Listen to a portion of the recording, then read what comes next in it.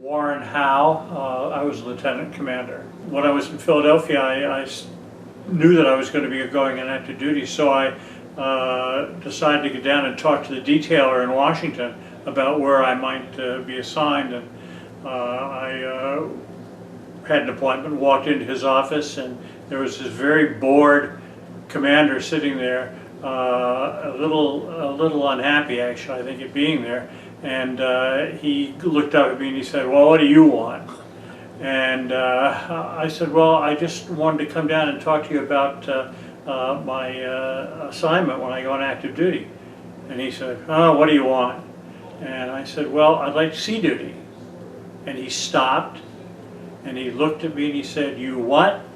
And I said, "I would like sea duty." And he said, "Oh, I can do that. Most of these docs come in here, they want to go to some research institute or Walter Reed or something. I send them all to the Fleet Marine Corps." He said, "But I can send you to sea." And he did. And I liked it. I spent my entire 3-year career at sea. And then I went on active duty and was assigned to COMDESRON 13 in Long Beach, California.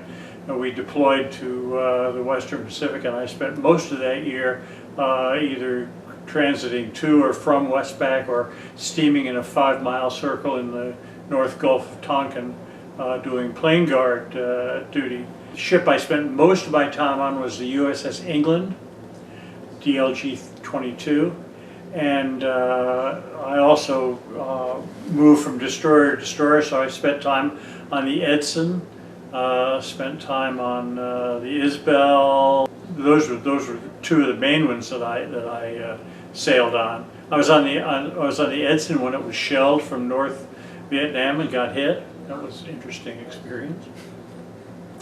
As Winston Churchill said, nothing like being shot at without effect to stimulate you.